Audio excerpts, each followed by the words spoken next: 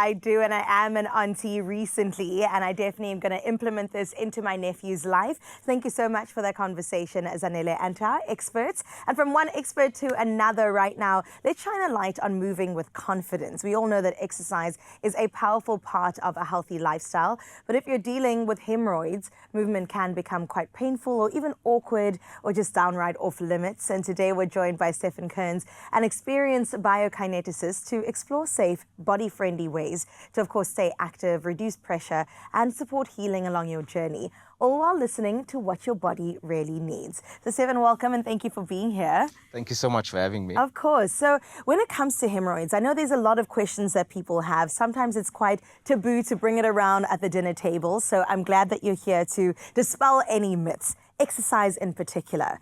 When you have hemorrhoids, is it important to move, or should exercise be left off the table completely? So many people have a lot of discomfort when they have a hemorrhoid, but what's most important is actually to keep moving.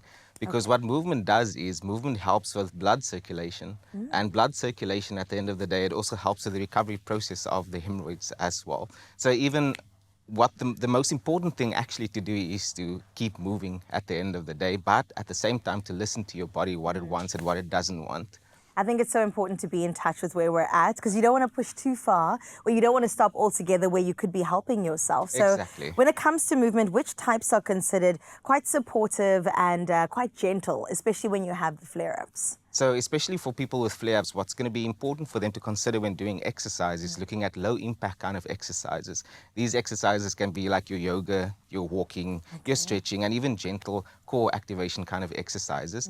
These are enough to help to reduce the pressure and also to increase digestion, which also helps to prevent piles from coming, and even those who have piles already, it helps with the recovery process as well. Right. And would you recommend like daily? Is this like a couple minutes, twice a week? What are we looking at? So daily kind of exercise. exercise. As I mentioned, it's low impact exercises, so it can just be like a stroll, a walk, a light stretch when you wake up in the morning and when you go to sleep at night. But most important is the consistency of the exercise as well. Got you. Stephen, can I say walking is so back? Like, I've been seeing it all over social media. The encouragement of not necessarily running a marathon, but literally just moving your body every single day. Those 20-minute gaps that you have, go outside, throw in some tackies. It's good all around. Even nature, you know, that sort of therapy is great too. Exactly. But are there any sort of exercises that maybe we should veer away from that could cause extra pressure or extra damage to our bodies? Yes, definitely. So if we're looking at the opposite of what we just spoke about now, is we're looking at, we would like to avoid high intensity exercises, weightlifting, anything that involves holding your breath while doing an exercise,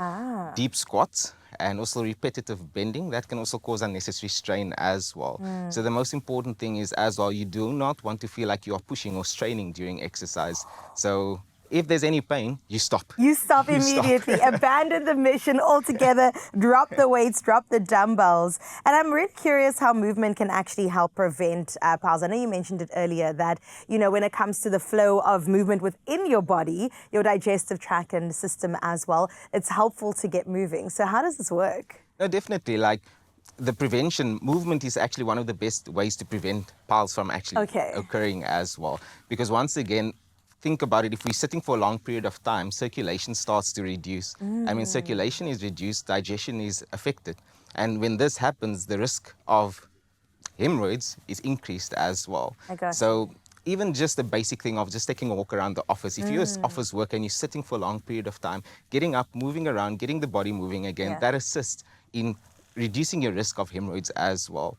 So it's, once again, it's important to listen to the body, look at what it wants and what it doesn't want, and act accordingly as well. I love that. And I'm also making these links now, like with the constipation, with the pushing, and that kind of is also causing hemorrhoids. So to avoid that, we work backwards. Prevention's better than cure. Exactly. All right, so that sedentary lifestyle, we're saying no to it altogether. Stephen, while I have you on the couch, I've got to ask you too, what advice would you give somebody to sort of rebuild their confidence? Because hemorrhoids, like we said, it is quite a topic that people carry shame with, and then they just don't want to do anything altogether. So how do we rebuild confidence to move and encourage movement every single day? That's true.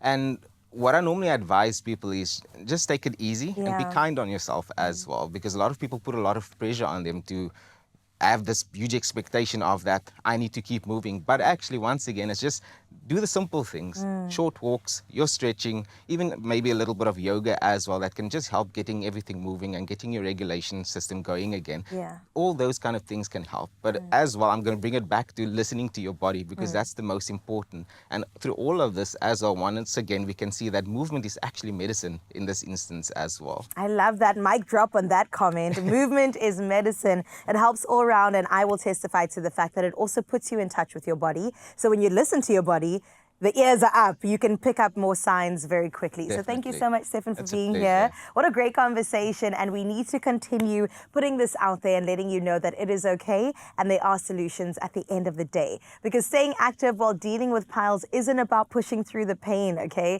It's about working with your body, not working against your body.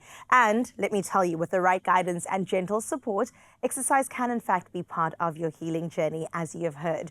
And when you need that added relief, please go ahead and speak to your pharmacist about ACTIPROCT, especially formulated for comfort and also for your care. So let's open the conversation even further with this week's competition, because you know, Expresso fam, we always have something special for you. Now, we put it out there. What would you say to a friend who's struggling with hemorrhoid symptoms but maybe feels a little bit embarrassed to seek help? Now, your answer could win you 2,000 Rand in cash. So head over to our socials and don't forget to use that hashtag ACTIPROCTRelief before the 28th of September 2025. And that's the end of this week, so get to entering. T's and C's, of course, can be found on expressoshow.com. Stefan, thank you once again for being here. Thank you very much. ACTIPROCT, the fast-acting gel for pile symptom relief. Reduces inflammation, relieves pain, soothes itch. Ask for ACTIPROCT gel. New from Adcock Ingram, on-the-go convenience.